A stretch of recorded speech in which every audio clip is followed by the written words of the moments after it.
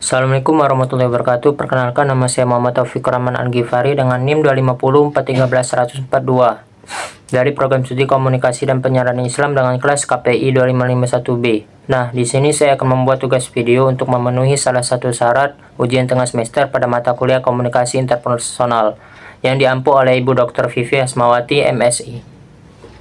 Oke, baiklah, di sini saya akan menganalisis komunikasi interpersonal pada Timothy Ronald.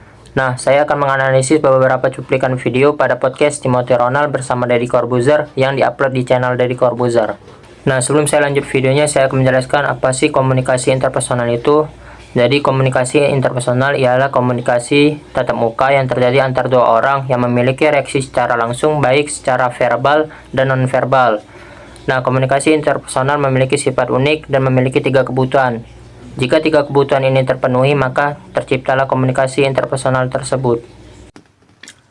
Yang pertama, afeksi. Suatu kebutuhan orang berkomunikasi karena ingin mendapatkan komunikasi atau memberikan kasih sayang dari komunikator kepada komunikan.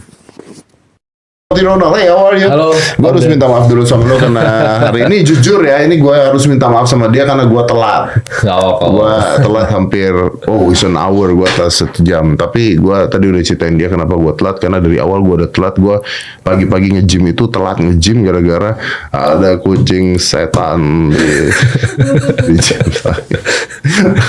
Gue masuk ke gym, di gym ada kucing hitam, matanya kuning liatin gue, dan gue gak tahu tuh kucing siapa, masuk dari mana, ngapain dia di sana. Gymnya tertutup itu ya? Gymnya tertutup dan kucing itu tidak kekar, jadi saya rasa bukan member gym gua. Jadi gua rasa ada yang ngirimin kucing setan tersebut setelah kemarin podcast sama Nikita Mirzani. But basicnya adalah Timothy ini, gue nonton video lo. Oke, tentang mafia uang. Dan judulnya adalah siapa yang mengontrol uang kita. Ini menarik nih. Gua sebenarnya basically ini bahaya banget nih. Pembahasan kita akan sangat amat berbahaya. Tapi sebenarnya gue paham dan gue tahu udah lama tentang hal ini. Cuman gue belum pernah ngomongin tentang hal ini, tentang fiat money, tentang semuanya. Nah, tiba-tiba one of the content creator, which is you, bicara tentang siapa sih yang kontrol uang kita semua, kenapa yang kaya makin kaya gitu kan, kenapa yang susah tetap susah gitu, terus kenapa cetak uang itu salah gitu, pokoknya macam-macam. Dan siapa nih orang-orang ini bukan salah pemerintah kita kan? Bukan kan? This is bigger than that. Ini di atas itu. Di atas itu, jadi ada mafia uang di atas pemerintah kita yang mengontrol semua uang. Oke.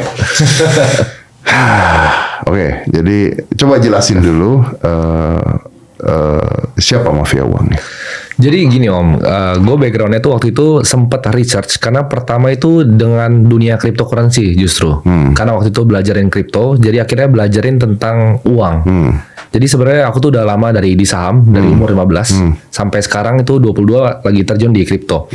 Karena pelajaran itu, jadi belajarin dalam tentang sejarah uang, konsep uang, sampai value of money itu apa. Karena tanya terus kan ke diri sendiri, kok rasanya aneh Om, yang diajarin di sekolah ya, bahwa kita harus pintar di kelas, ya kan? Kuliah harus kuliah yang pintar biar bisa intern, pelan-pelan naik di tangga korporat sampai misalnya jadi direksi gitu. Tapi saya baca-baca, saya lihat orang-orang terkaya di dunia malah di sekolahnya nggak pintar. Saya juga drop out Tom. Nah, dari video tersebut afeksi terlihat dari cara Deddy Corbuzier dan Timothy Ronald pada saat berbicara santai, tertawa bersama, dan saling menghargai pendapat. Contohnya, Deddy Corbuzier beberapa kali tersenyum dan tertawa pada saat Timothy Ronald menjelaskan pengalaman hidupnya. Yang kedua, Timothy Ronald menjawab pertanyaan dengan santai dan tidak tegang. Hal ini menunjukkan bahwa ada rasa nyaman dan rasa saling menghargai dalam komunikasi interpersonal. Afeksi membuat komunikasi terasa lebih hangat dan tidak kaku. Yang kedua, inklusif. Pendekatan berinteraksi yang memastikan setiap orang merasa dihargai, dengar, dan dilibatkan tanpa memandang latar belakang, budaya, atau kemampuan fisik mereka.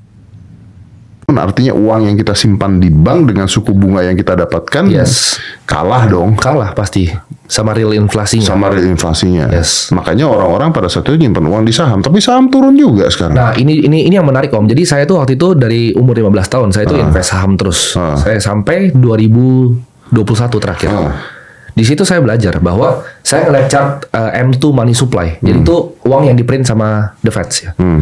Kita lihat chart antara saham S&P 500 indeksnya US sama money supply itu sejajar Om pertumbuhannya. Jadi basically naiknya 15%. Iya, tapi uang yang dicetak juga naiknya 15%. Jadi sama, artinya uangnya dimasukin ke saham. Jadi jelek apa enggak? Jadi beli saham pun belum tentu bisa ngalahin tadi gitu. Karena kita tahu misalnya indeks di Indonesia setahun terakhir. Tapi kan tetap Anda tidak tambah miskin. Betul dong. Betul, at least tidak tambah miskin. At least tidak tambah miskin. Nah, dari video tadi, sikap inklusif terlihat ketika Deddy Corbuzier memberi kesempatan Timothy Ronald berbicara panjang lebar tanpa sering memotong pembicaraan. Contohnya, Deddy Corbuzier mendengarkan penjelasan Timothy Ronald tentang bisnis dan investasi. Yang kedua, Timothy Ronald menghargai pertanyaan Deddy Corbuzier dan menjawabnya secara terbuka. Hal ini menunjukkan bahwa adanya keterlibatan dua pihak dalam percakapan. Keduanya sama-sama aktif sehingga komunikasi berjalan lebih seimbang. Yang ketiga, kontrol.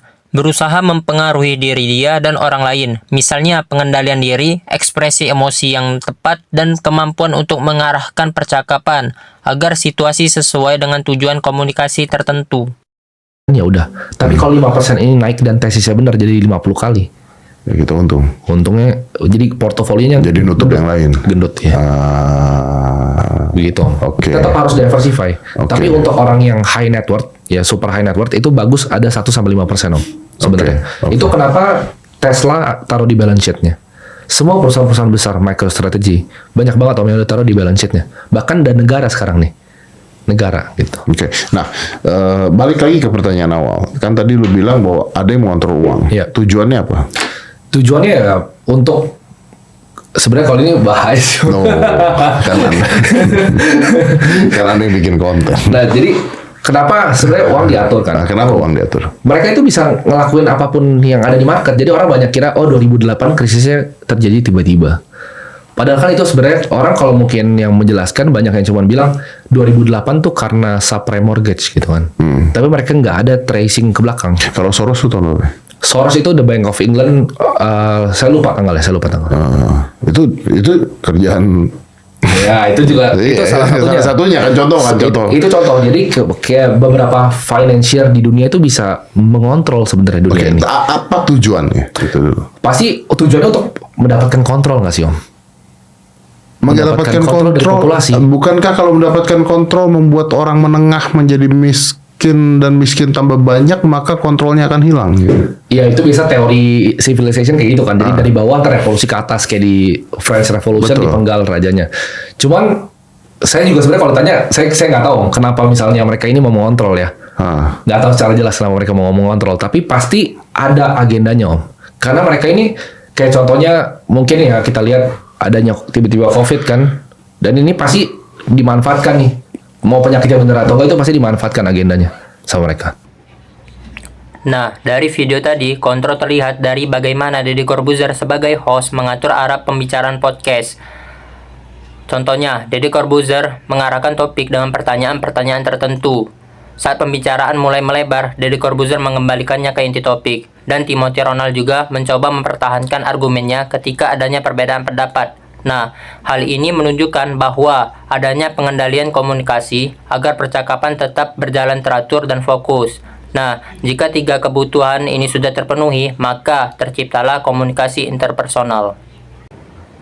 Oke, baiklah, mungkin ini saja yang dapat saya sampaikan. Lebih dan kurangnya saya mohon maaf. Kepada Allah saya mohon ampun. Wabillahi taufik wal hidayah. Wassalamualaikum warahmatullahi wabarakatuh.